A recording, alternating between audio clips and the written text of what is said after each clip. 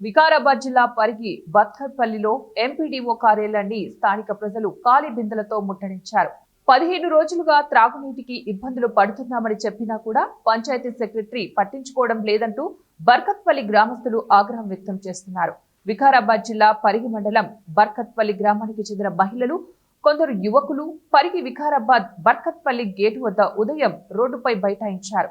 అక్కడి నుంచి పరిగి ఎంపీడీఓ కార్యాలయం వరకు ఖాళీ బిందెలతో ర్యాలీగా వచ్చి ఎంపీడీఓ కార్యాలయం ముందు బైఠాయించారు.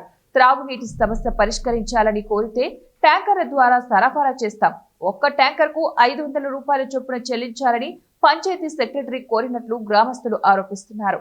త్రాగునీటి సమస్య పరిష్కరించేంత వరకు ఎంపీడీఓ కార్యాలయం నుంచి వదిలి వెళ్లేది లేదంటూ భీష్మించి కూర్చున్నారు. విషయం తెలుసుకున్న పోలీసులు ఎంపీడీఓ కార్యాలయం వద్దకు చేరుకుని గ్రామస్తులను సముదాయించారు. సార్ మాకు నీళ్ళు రాక ఈడికి 15 రోజులకు ఎక్కువ అవుతున్నది. మా సమస్యలు ఎవరు మా పెద్ద మనుషులు పట్టించుకోవటలేరు, మా ఊళ్ళు ఎవరు పట్టించుకోవటలేరు. మేము నీళ్ళతోని నరకం చూస్తున్నాం.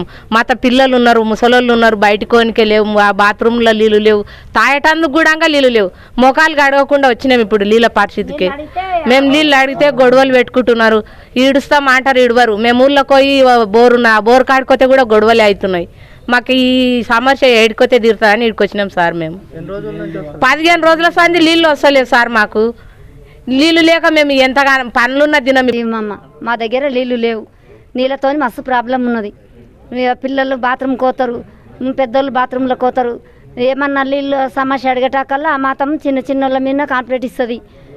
మళ్ళా నీళ్ళు కావాలంటే ట్యాంకర్ పెట్టించుకోవాలంటే ట్యాంకర్కు 500 ఇచ్చినాక నీళ్ళు పోయేది.